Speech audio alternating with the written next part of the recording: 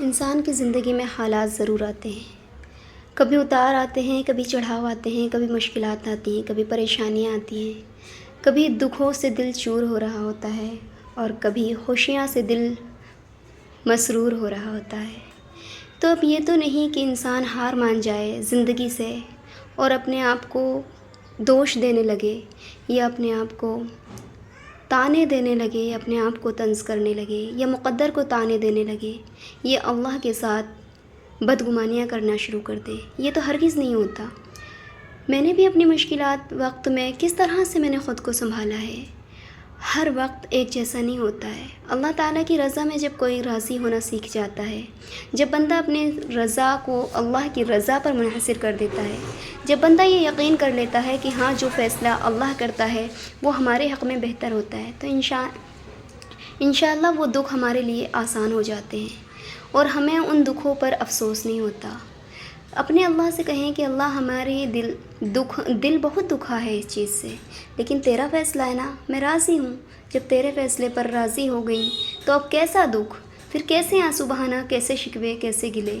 تو یہ ساری چیزیں انسان کی زندگی میں آتی ہیں، میری زندگی میں بھی آئی۔ اب مجھ سے لوگ سوال کریں گے کہ تجھ اتنا خوش کیوں رہتی ہو، کیسے اتنا خوش رہتی ہو؟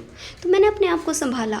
کبھی انسان کو اگر خود کو سنبھالنے کے لیے اپنے کسی کا سہارا لینا پڑے تب بھی سہارا بھی لیں، لیکن میں نے کسی کا سہارا نہیں لیا، میں نے تو کسی کو نہیں بتایا، میں نے تو صرف اپنے رب کا سہارا لیا اور اپنے رب کو دل میں بسایا اور اپنے رب سے شکوے گلے کرنے کے بجائے اس کا شکرانہ کیا کہ تیرا شکر ہے، اتنے دن تو سکون سے رکھا نا۔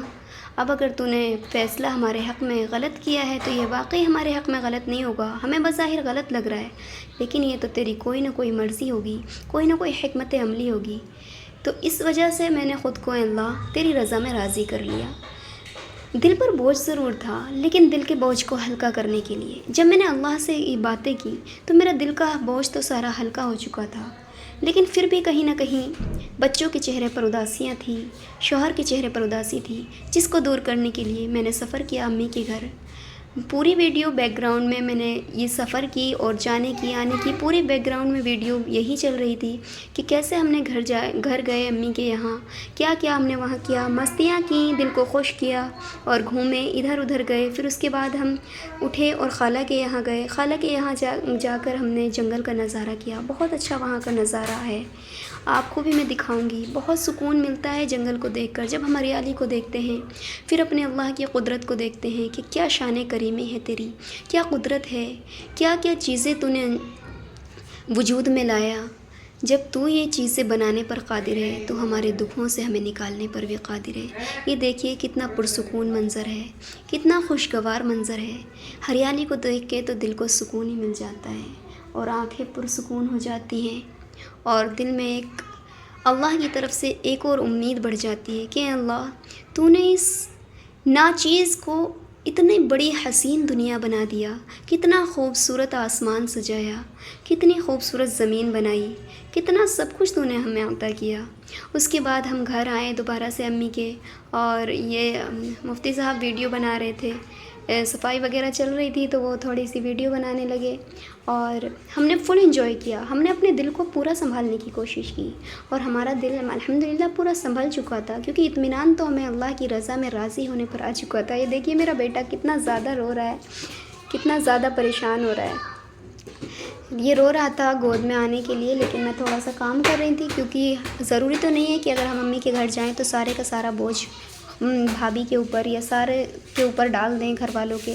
ہمیں بھی کسی کے گھر جائیں تو تھوڑا بہت کام کرنا چاہیے، محنت کرنی چاہیے، ہاتھ بٹانا چاہیے۔ بھابھیوں کو بھی ایک امید رہتی ہے کہ گھر سے نند آئیں گی ہماری تو تھوڑا بہت ہمارا ہاتھ بٹے گا، تو اس لیے سب طرف کو دھیان رکھنا چاہیے۔ میں نے تھوڑا بہت کمرے کی صفائی کی، جس کمرے میں ہم رہتے ہیں، ویسے ہمارے سب کے الحمدللہ امی کے یہاں پر بھی سب کے الگ الگ روم ہیں، تو میں نے اپنے روم کی صفائی کی اور اس کے بعد ہمارا کھانا تیار ہو گیا تھا۔ یہ دیکھیے بھابھی نے مچھلی بنائی تھی، بہت ہی ٹیسٹی مچھلی بنی تھی، ہمیں تو بہت پسند ہے۔ اس کے بعد کھانا وغیرہ کھا کے ہم نکل گئے تھے اپنے جس پور کی طرف، یعنی اپنے شہر کی طرف جہاں پر ہمارا سسرال ہے۔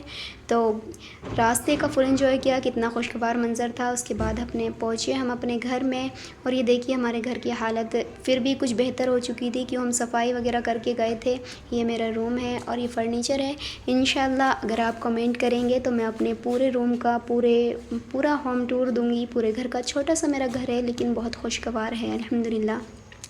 میں اپنے گھر میں خوش ہوں، ایسا نہیں ہے کہ میں اپنے گھر میں خوش نہیں ہوں، کیونکہ دکھ ضرور ہے مجھے چھوڑنے کا، لیکن درد ہوتا ہے جب کسی در و دیوار سے ہمارا دل لگ جاتا ہے، پھر اس کو چھوڑ کے آئیں تو ایک دکھ ہوتا ہے دل کے اندر۔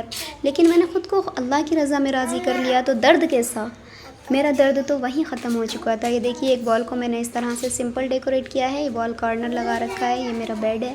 اگر آپ کمنٹ کریں گے تو میں انشاءاللہ پورا ہوم ٹور آپ کو دوں گی انشاءاللہ۔ یہ دیکھیے یہ میری سیکنڈ دیوار ہے، اور یہ جو ہے کچن کا تھوڑا سا منظر ہے، میں نے آپ کو دکھا دیا۔ اگر ویڈیو پسند آئی تو لائک شیئر ضرور کریں اور سبسکرائب کریں۔